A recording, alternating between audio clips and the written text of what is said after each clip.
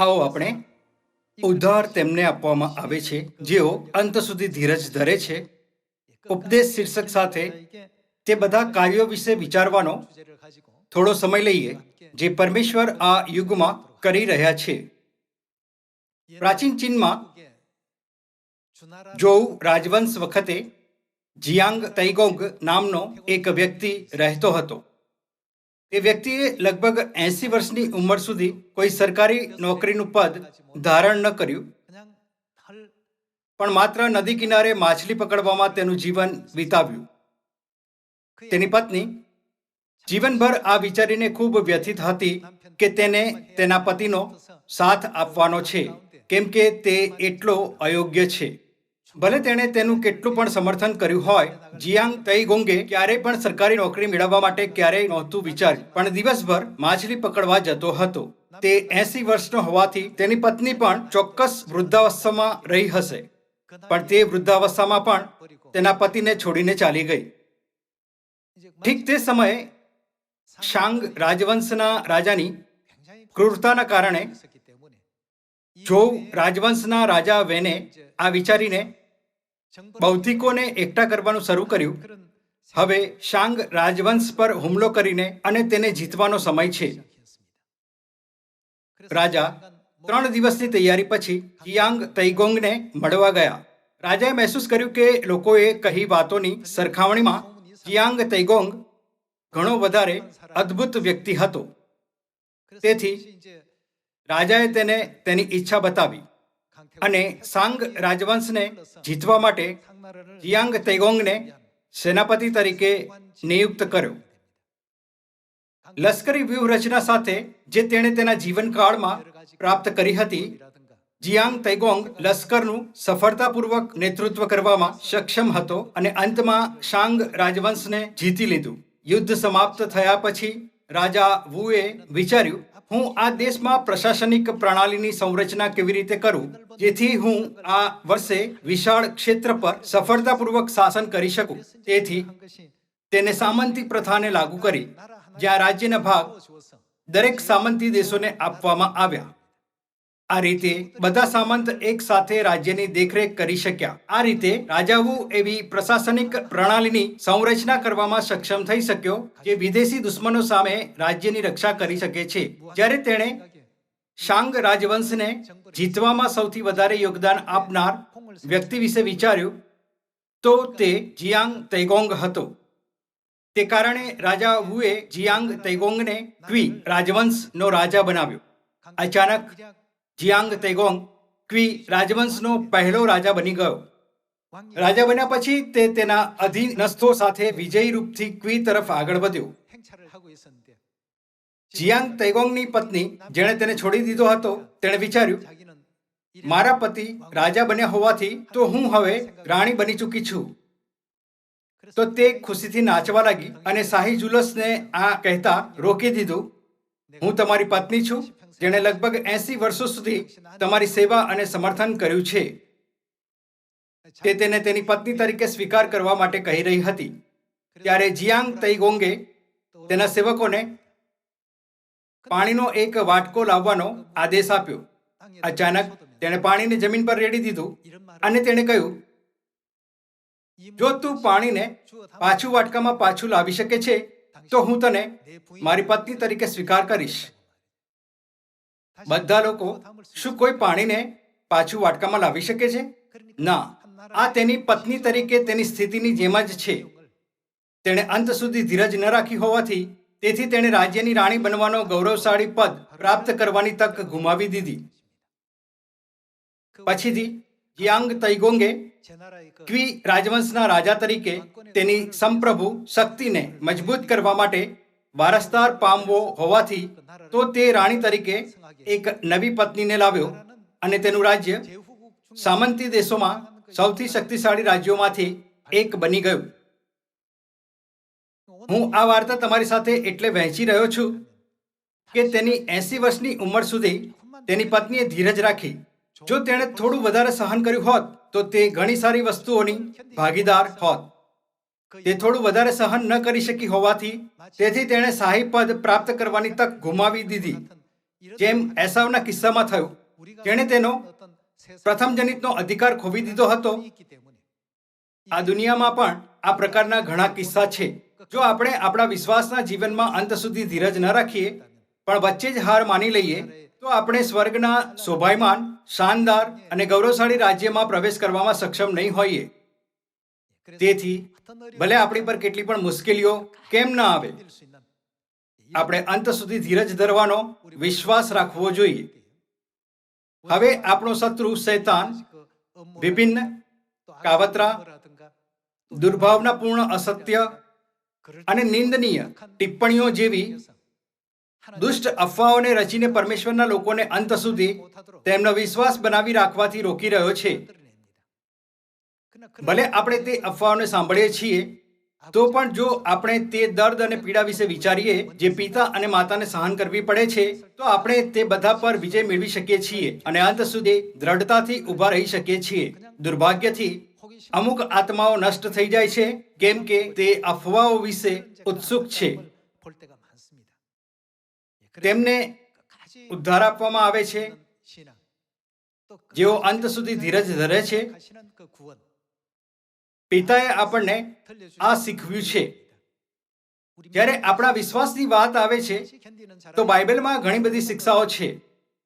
અંત સુધી જે કોઈ ટકશે તે જ તારણ પામશે. જે અંત સુધી ધીરજ ધરે છે તેને ધન્ય છે.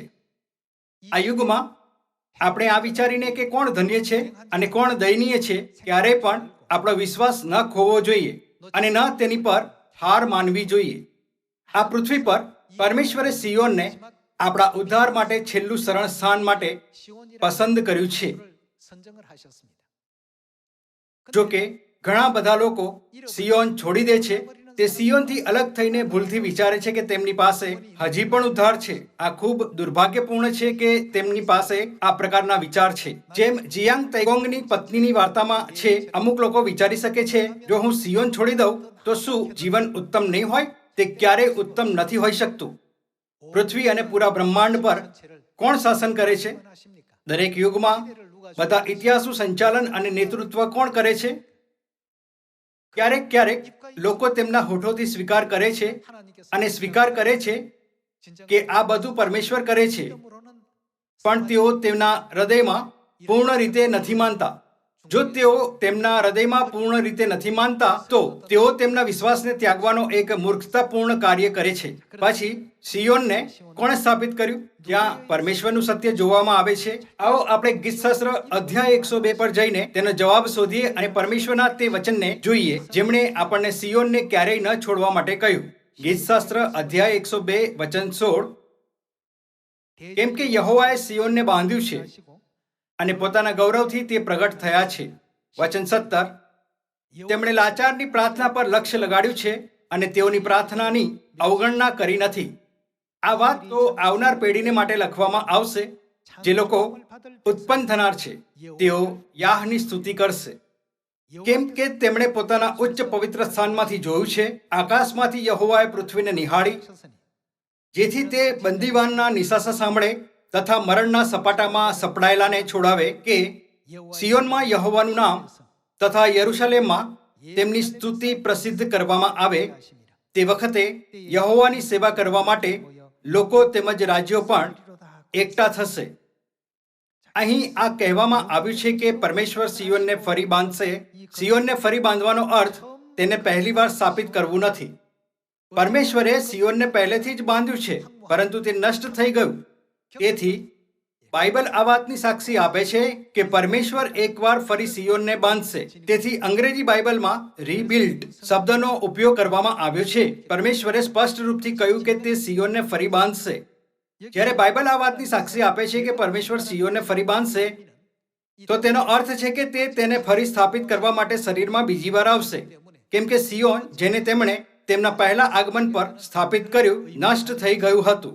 આવો આપણે હિબ્રુઓ અધ્યાય 9 ને જોઈએ. હિબ્રુઓ અધ્યાય 9 વચન 27. જેમ માણસોને એક જ વાર મરવાનું અને ત્યાર પછી તેમનો ન્યાય થાય એવું નિર્માણ થયેલું છે, તેમ ખ્રિસ્તે ઘણાઓના પાપ માથે લેવા માટે એક જ વાર બલિદાન આપ્યું. અને જેઓ તેમની રાહ જુએ છે તેઓના સંબંધમાં ખ્રિસ્ત શું કરશે? કારણને અર્થે તે બીજી વાર પાપ વગર પ્રગટ થશે. ખ્રિસ્તને બીજી વાર કેમ પ્રગટ થવું જોઈએ? જો તે પૃથ્વી પર શરીરમાં બીજી વાર ન આવે તો શું સ્થાપિત નહીં થાય? સિયોન સ્થાપિત નહીં થાય. જ્યારે પરમેશ્વરે તેમના પ્રબોધકો અને સેવકોને સિયોન બનાવવા માટે મોકલ્યા તો તે ન બની શક્યું.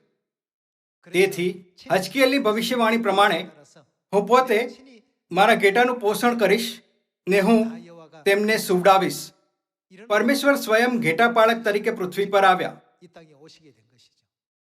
એવી કોઈ ભવિષ્યવાણી બાકી નથી કે પરમેશ્વર તેમના બીજા આગમન પછી શરીરમાં પ્રગટ થશે. પરમેશ્વરનું સર્વ ઉદ્ધારનું કાર્ય પિતા અને પુત્ર અને પવિત્ર આત્માના યુગ વખતે પૂરું કરવામાં આવશે.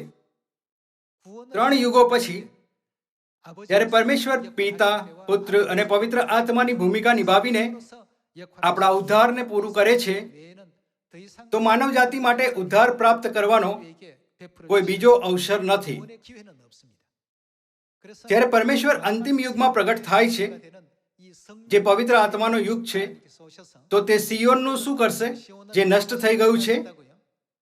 યહોવા પરમેશ્વર તેને ફરીથી બાંધશે.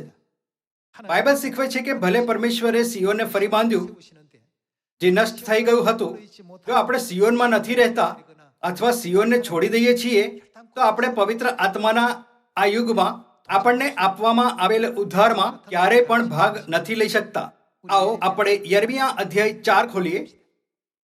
યર્મિયા અધ્યાય 4 વચન 5. આ પ્રમાણે યહૂદિયામાં પ્રગટ કરો ને યરૂશલેમમાં કંઈ સંભળાવો. દેશમાં રણશીંગડું વગાડો અને પોકારીને કહો કે આપણે એકત્ર થઈને કિલ્લાબંધ નગરોમાં જઈએ. સિયોનની તરફ ધ્વજા ઊભી કરો. કિલ્લાબંધ નગર સિયોનને દર્શાવે છે. સિયોનની તરફ ધ્વજા ઊભી કરો. જીવ લઈને નાશો ને વિલંબ ન કરો, કેમ કે હું ઉત્તર તરફથી વિપત્તિ તથા મોટો નાશ લાવીશ. સિંહ પોતાની ઝાડીમાંથી ચઢી આવ્યો છે, તે તો પ્રજાઓનો વિનાશક છે. તારા દેશને ઉજ્જડ કરવા માટે તે પોતાના રહેઠાણમાંથી બહાર નીકળ્યો છે. તારા નગરો એવા ઉજ્જડ થશે કે તેઓમાં કોઈ રહેવાસી જોવામાં આવશે નહીં. તે કારણથી ટાટ પહેરો, વિલાપ તથા રુદન કરો, કેમ કે યહોવાનો ઉગ્રકોપ આપણા પરથી ઉતર્યો નથી. યહોવા કહે છે કે તે દિવસે રાજાનું તથા સરદારોનું કાળજું ફાટી જશે અને યાજકો વિસ્મિત થશે ને પ્રબોધકો અચંબો પામશે. પ્રબોધક યર્મિયા દ્વારા પરમેશ્વર આપણને અંતના દિવસો વિશે ભવિષ્યવાણી જણાવી રહ્યા છે. જ્યારે ભયાનક અને મહાન ભયનો ક્ષણ આવે છે તો આ વર્ણન કરવામાં આવ્યું છે કે લોકોનું કાળજું ફાટી જશે, આકાશો મોટી ગર્જના સહિત જતા રહેશે ને તત્વો અગ્નિથી પીગળી જશે અને પૃથ્વીને તથા તે પરના કામોને બાળી નાખવામાં આવશે. જ્યારે આપણે લિખિત શબ્દોને વાંચીએ છીએ તો આ વિશ્વાસ કરવો કઠણ હોય છે, પણ જ્યારે ખરેખરમાં એવું થશે તો લોકોને અહેસાસ થશે, વાહ, આ કારણે બાઇબલે તેને તે રીતે વર્ણિત કર્યું છે. આ કહે છે કે તે પૂર્ણ રીતે સ્તબ્ધ થઈ જશે. તે સમય બાઇબલ આપણને ક્યાં ભાગી જવા માટે કહે છે? આ કહે છે સિયોન તરફ ભાગો, જે શરણસ્થાન અને ઉદ્ધારની જગ્યા છે. નૂહના દિવસોમાં જ્યારે પરમેશ્વરે 40 દિવસ અને 40 રાત સુધી વરસાદ વરસાવ્યો અને જળથી પૃથ્વી ભરાઈ ગઈ, ત્યારે નૂહ અને તેના પરિવારે, જેમણે વહાણમાં પ્રવેશ કર્યો, ઉદ્ધાર આપવામાં આવ્યો. વિનાશના અંતિમ દિવસોમાં જ્યારે રાજાનું કાળજું ફાટી જશે અને યાજક વિસ્મિત થશે અને પ્રબોધક સ્તબ્ધ થઈ જશે, તો આપણે ચોક્કસ સિયોનમાં પ્રવેશ કરવું જોઈએ. ત્યારે સિયોનની સ્થાપના કોણ કરશે? ગીતશાસ્ત્ર અધ્યાય 102 પ્રમાણે યહોવા પરમેશ્વર તેને ફરી બાંધશે. ત્યારે પરમેશ્વર આવીને સિયોનની સ્થાપના કરશે તો આપણે બધાએ તેમાં બની રહેવું જોઈએ. આવો આપણે યશાયા અધ્યાય 33 વચન 20 જોઈએ. સિયોન, જે આપણા પર્વોનું નગર છે, તેને જો.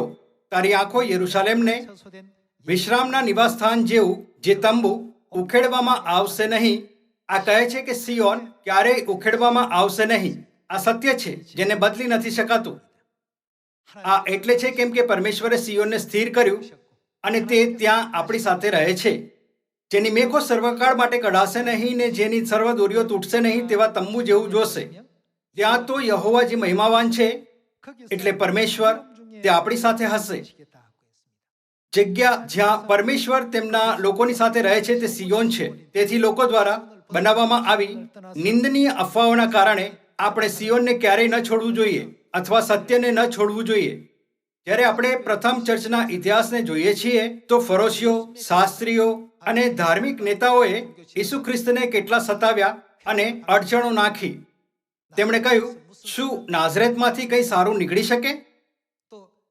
જ્યારે ઈસુએ કહ્યું, હું તે રોટલી છું જે સ્વર્ગથી ઉતરી, તેઓએ કહ્યું, અમે તેના માતા પિતાને ઓળખીએ છીએ.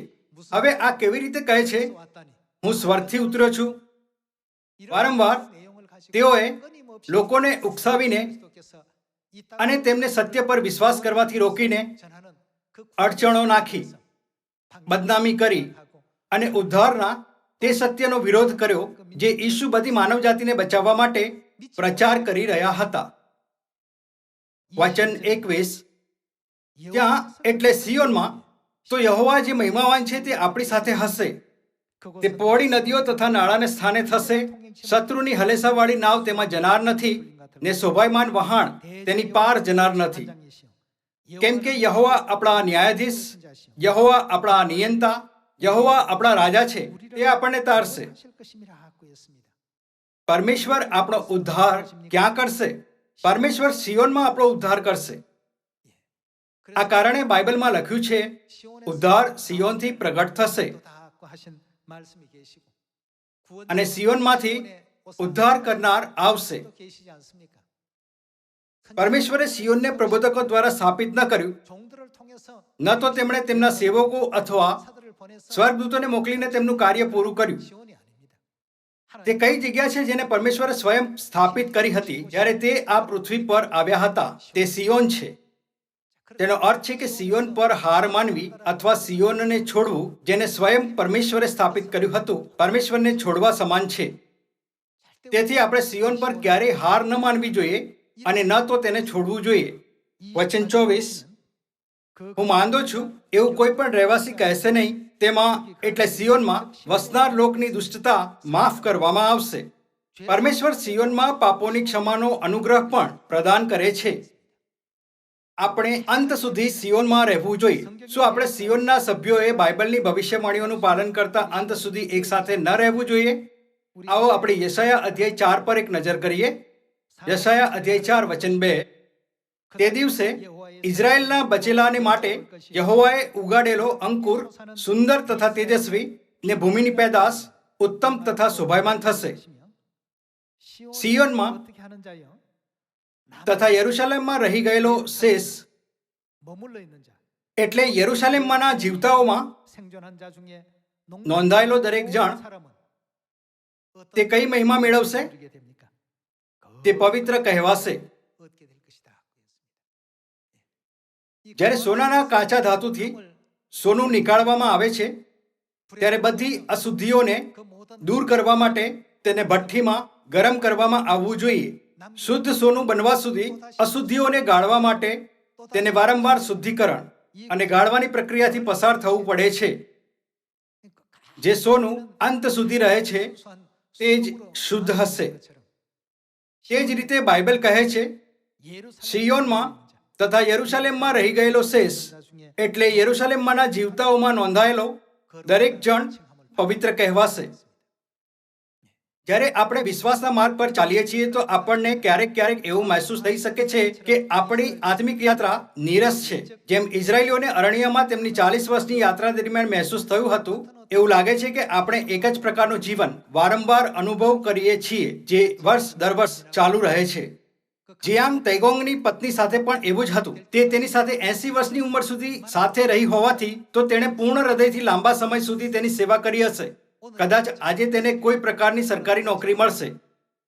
આ વિચાર સાથે તેણે તેની સેવા કરવાનું ચાલુ રાખ્યું. પણ જિયાંગ તૈગોંગ હંમેશા નદી કિનારે જતો હતો અને માછલી પકડવામાં તેના દિવસો વિતાવતો હતો. તે ત્યાં માછલી પકડવા નહોતો જતો, તે બસ તેનો સમય વેડફતો હતો. તેણે ઘણા વર્ષો સુધી એવું કર્યું હોવાથી તેથી તેની પત્ની તેની દેખરેખ કરતા કરતા થાકી ગઈ હશે.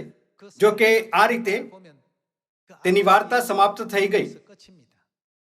બાઇબલમાં પરમેશ્વર આપણને તેમના આવવા સુધી સત્યને દ્રઢતાથી પકડી રાખવા માટે કહે છે. શું તેનું કોઈ કારણ ન હોવું જોઈએ? જ્યારે આપણે એક વધુ મહિનો અથવા એક વધુ અઠવાડિયું અથવા એક વધુ દિવસ ધીરજ રાખીએ છીએ તો આપણે એક અદ્ભુત મહિમામાં ભાગ લેવા માટે સક્ષમ હોઈશું. પણ જો આપણે આપણા જીવનમાં મુશ્કેલીઓના કારણે આપણા વિશ્વાસને છોડી દઈએ છીએ તો આપણું અંતિમ પરિણામ દયનીય થશે. ઘણા બધા લોકો જિયાંગ તૈગોંગ વિશે વાતો કરે છે કેમ કે તે એક પ્રસિદ્ધ વ્યક્તિ હતો. પણ આ દુનિયામાં ઘણા બધા લોકો એવા છે જે તેની પત્નીની જેમ કઠણ પરિસ્થિતિમાં છે.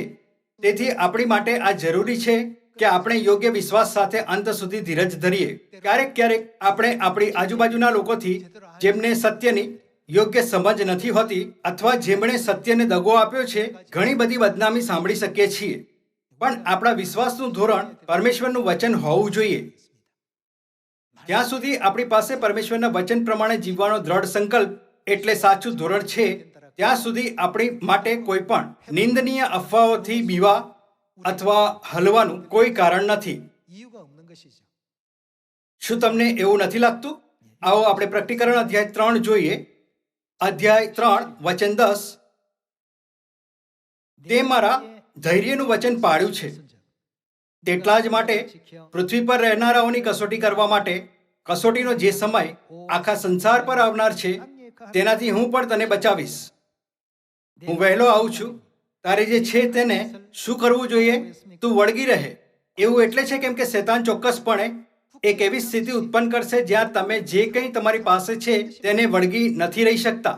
તારે જે છે તેને તું વળગી રહે કે કોઈ તારો મુગટ લઈ લે નહીં. મુગટ કોને પહેરાવવામાં આવે છે? મુગટ એક રાજાને પહેરાવવામાં આવે છે. પરમેશ્વરે આપણને બતાવ્યું કે આપણે સ્વર્ગના રાજ્યમાં સદા સર્વકાળ રાજ્ય કરીશું. આપણને આ મહિમામય પદ માટે એક પ્રતિજ્ઞા આપવામાં આવી છે.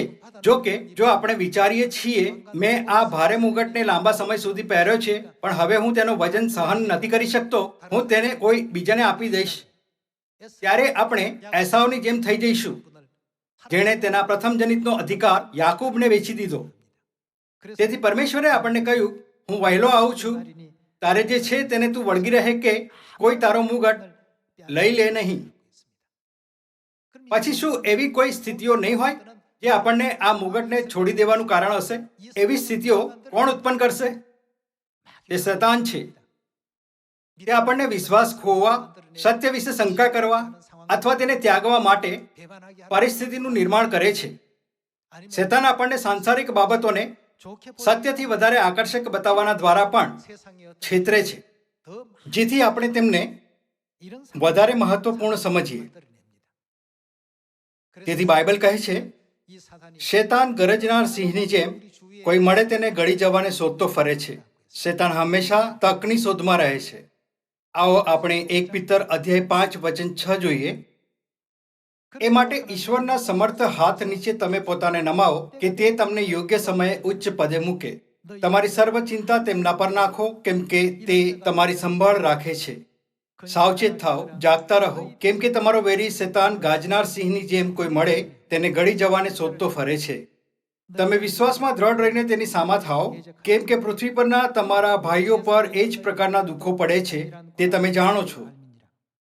સર્વકૃપાના ઈશ્વર જેમણે ખ્રિસ્તમાં તમને પોતાના સર્વકાળના મહિમાને માટે બોલાવ્યા છે તે પોતે તમે થોડી વાર સહન કરો ત્યાર પછી તમને પૂર્ણ, સ્થિર તથા બળવાન કરશે. તેમને સદા સર્વકાળ સત્તા હોજો. આમીન. 1 પિતર અધ્યાય 5 લખ્યું છે વિશ્વાસમાં દ્રઢ રહો. શૈતાન હંમેશા આપણા વિશ્વાસને નષ્ટ કરવા ઈચ્છે છે. જ્યારે શૈતાને ઈસુનું પરીક્ષણ કર્યું તો તેણે ઈસુની સંસારની બધી મહિમા બતાવી અને ઈસુને આ શરત પર તેને આપવાનો વાયદો કર્યો કે ઈસુ તેની આગળ નમે. આપણને પરમેશ્વરના વચનથી વધારે સાંસારિક વસ્તુઓ પર ધ્યાન અપાવવાના દ્વારા શૈતાન આપણા વિશ્વાસને ધીરે ધીરે ત્યાં સુધી નબળો કરે છે જ્યાં સુધી કે તે પૂર્ણ રીતે નષ્ટ ન થઈ જાય. તેથી પરમેશ્વરે કહ્યું અંત સુધી તમારો વિશ્વાસ બનાવી રાખો. મને તે સમય યાદ છે જ્યારે પિતાએ જિયાંગ તૈગોંગની પત્ની વિશે વાર્તા વહેંચી હતી. આ શિક્ષા દ્વારા આવો આપણે પરમેશ્વરના લોકો બનીએ જે અંત સુધી તેમના વિશ્વાસને બનાવી રાખી શકે છે. આવો આપણે એફેસીઓ અધ્યાય 6 વચન 10 જોઈએ. છેવટે હું કહું છું, પ્રભુમાં તથા તેમના સામર્થ્યના બળમાં શક્તિમાન થાઓ. શેતાનની કુયુક્તિઓની સામે તમે દ્રઢ રહી શકો માટે ઈશ્વરના સર્વ હથિયારો સજો.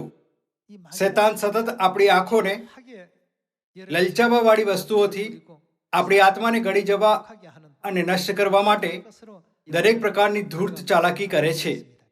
વચન 12, કેમ કે આપણું આ યુદ્ધ એટલે લડાઈ રક્ત તથા માંસની સામે નથી, પણ અધિપતિઓની સામે, અધિકારીઓની સામે, આ અંધકારરૂપી જગતના સત્તાધારીઓની સામે, આકાશી સ્થાનોમાં દુષ્ટતાના આત્મિક લશ્કરોની સામે છે. એ માટે તમે ઈશ્વરના સર્વ હથિયારો સજી લો કે તમે ભૂંડે દિવસે સામા થઈ શકો અને બને તેટલું સર્વ કરીને તેની સામે ટકી શકો. માટે સત્યથી તમારી કમર બાંધીને તથા ન્યાયીપણાનું બખ્તર પહેરીને તથા શાંતિની સુવાર્તાની તૈયારી રૂપી જોડા પહેરીને ઊભા રહો. સર્વ ઉપરાંત વિશ્વાસની ઢાલ ધારણ કરો, જેથી તમે દુષ્ટના બળતા ભાલાઓ હોલવી શકશો. દુષ્ટના સળગતા તીર અને ભાલાને આપણે વિશ્વાસની ઢાલ લઈને હોલવવા જોઈએ. શૈતાન આપણી પર સતત સળગતા તીર ચલાવી રહ્યો છે. કોઈ સમયે તે તીરોનો શિકાર થઈને કોઈને નુકસાન પહોંચી શકે છે. જ્યારે શૈતાન આપણી પર સળગતા તીરો અને સળગતા ભાલાઓથી હુમલો કરે છે, તો આપણે સ્વર્ગીય પિતા અને માતામાં આપણા વિશ્વાસથી તેમને રોકી શકીએ છીએ. વચન 17 આ કહે છે, ઉદ્ધારનો ટોપ પહેરો. ટોપ એક એવી વસ્તુ છે જેને તમે તમારા માથા પર પહેરો છો, ખરું ને? બાઇબલ આપણને આ શીખવે છે, કેમ કે આપણા મનમાં હંમેશા ઉદ્ધાર હોવો જોઈએ. જો આપણે ઉદ્ધાર વિશે નથી વિચારતા, પણ સંસારના સુખોની જિજ્ઞાસાથી આપણું મન ભરેલું છે, તો આપણે અંતમાં ઉદ્ધારને ત્યાગી દઈશું. તેથી પરમેશ્વરમાં વિશ્વાસ રાખતા આપણે હંમેશા ઉદ્ધાર વિશે વિચારવું જોઈએ. આત્માની તલવાર જે ઈશ્વરનું વચન છે તે લો. આત્મામાં સર્વ પ્રકારે તથા બધો વખત પ્રાર્થના તથા વિનંતી કરો, અને તેને અર્થે બધા સંતોને માટે સંપૂર્ણ આગ્રહથી વિનંતી કરીને જાગૃત રહો. મારે માટે પણ માગો કે જે સુવાર્તાને લીધે હું સાંકળોથી બંધાયેલો એલચી છું, તેનો મર્મ જણાવવાને મને મોં ઉગાડીને બોલવાની હિંમત આપવામાં આવે. જ્યારે આપણે પ્રચાર નથી કરતા, તો આ બસ તે સમય છે જ્યારે આપણી પર શૈતાનના તીરો અને ભલાઓ દ્વારા હુમલો કરવામાં આવવાનો છે. આ પ્રચાર કરવો છે જેનાથી આપણે આત્મિક રૂપથી શૈતાન પર હુમલો કરી શકીએ છીએ. તેથી જે લોકોથી શૈતાન સૌથી વધારે ઘૃણા કરે છે તે નવા કરારની સુવાર્તાના સેવક છે. એવું એટલે છે કેમ કે તે લોકોના મનોમાં સાચી માનસિકતા ઉત્પન્ન કરતા પરમેશ્વરના વચનના માધ્યમથી આત્માઓને બચાવવાનું ચાલુ રાખે છે. શૈતાન દરેકને આ દુનિયાને સાંસારિક રૂપથી જોવા દે છે, પણ આપણે લોકોને દુનિયાને વધુ આત્મિક રૂપથી જોવામાં મદદ કરી રહ્યા છીએ. સુવાર્તાના સેવકોની સંખ્યા 1 થી 10, 100 થી 1000 અને ત્યાં સુધી કે 10,000 સુધી વધતી હોવાથી તેથી શૈતાન તેની આત્મિક શક્તિને સતત ખોવી રહ્યો છે. જ્યારે આપણે સત્યનો પ્રચાર કરીએ છીએ તો શૈતાન ખુશ નથી થઈ શકતો. તેથી બાઇબલમાં લખ્યું છે કે આપણે વારંવાર પ્રાર્થના કરવી જોઈએ. આવો આપણે સાહસથી સુવાર્તાના રહસ્યને પ્રચાર કરીએ. વચન 20, અને જેમ બોલવું ઘટારત છે, તેમ હિંમત રાખીને હું બોલું.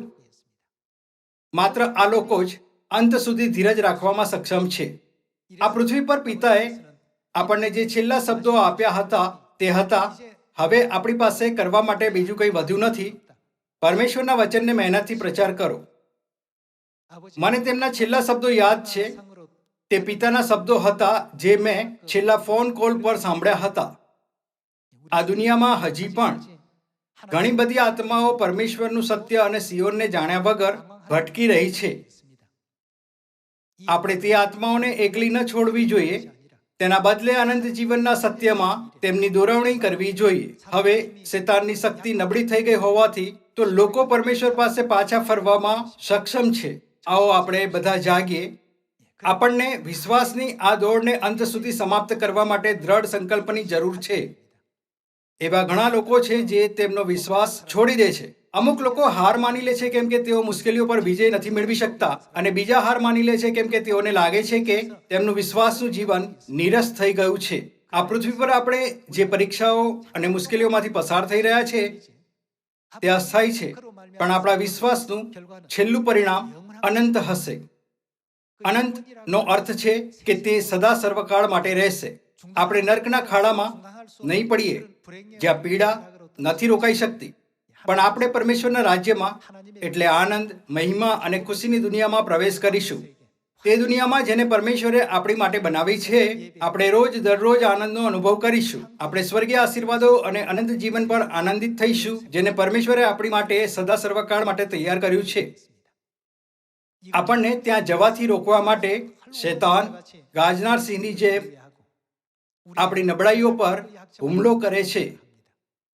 જેમ કે એફએસીઓ અધ્યાય 6 માં લખ્યું છે, જો આપણે પરમેશ્વરના વચનને આપણી પાસે નથી રાખતા તો આપણી આત્માઓ છેવટે શૈતાન દ્વારા ફાડવામાં આવશે. તેથી આપણે હંમેશા પરમેશ્વરના વચનમાં બની રહેવું જોઈએ. લુકની સુવાર્તામાં શ્રીમંત માણસ અને લાજરસના દ્રષ્ટાંતના દ્વારા ઈસુએ પહેલા જ નરકની વેદનાને સમજાવી. કેમ કે આ પીડાદાયક દર્દથી ભરેલી જગ્યા છે, તેથી પિતા નથી ઈચ્છતા કે તેમની સંતાનોને તે જગ્યાએ મોકલવામાં આવે. આપણને નર્કથી બચાવવા માટે પરમેશ્વર મહાન પ્રયત્ન કરી રહ્યા છે, પણ શૈતાન આપણને નર્કના ખાડામાં પાડવાનું ચાલુ રાખે છે, જેથી પરમેશ્વરની સંતાનોને અનંત દંડ ભોગવવો પડે. તેમની સંતાનોને પીડિત કરીને શૈતાન પિતા અને માતાને પીડા પહોંચાડવાનો પ્રયત્ન કરે છે. આ જ તેનો ઉદ્દેશ છે. શૈતાન સત્યને મારી મચડીને દરેક પ્રકારના અસત્યને રચે છે. ભલું મૂંડું જાણવાના વૃક્ષનું ફળ ખાવાથી મૃત્યુ લાવવા પર પણ શૈતાને આપણને આ કહીને ભરમાવ્યા, તું તેનું ફળ ખાઈને બુદ્ધિમાન થઈ જઈશ. બધા લોકો એકવાર ફરી આવો આપણે આ વિશે વિચારીએ કે પરમેશ્વરે કેમ કહ્યું કે આ અંતિમ યુગમાં સિયોનમાં તથા યરુશલેમમાં રહી ગયેલો શેષ દરેક પવિત્ર કહેવાશે. આવો આપણે એકવાર ફરી આપણા પિતા અને માતાની ઈચ્છાને આપણા હૃદયો પર નોંધ કરીએ, જે આપણને અંત સુધી જીવનના મુગટને વળગી રહેવા માટે કહે છે. જેમ માતાએ આપણને શીખવ્યું છે, ભલે આપણે કેટલી પણ મુશ્કેલીઓનો સામનો કરીએ અથવા આપણે કોઈ પણ પરિસ્થિતિમાં હોઈએ, આવો આપણે ક્યારેય પણ આપણો વિશ્વાસ ન ખોવીએ અથવા સ્વર્ગના રાજ્ય માટે આપણી આશા ન છોડીએ. આશા કરતા કે તમને ખૂબ અનુગ્રહ પ્રાપ્ત થયો છે, હું આ ઉપદેશને સમાપ્ત કરવા ઈચ્છીશ. તમારો ખૂબ ખૂબ ધન્યવાદ.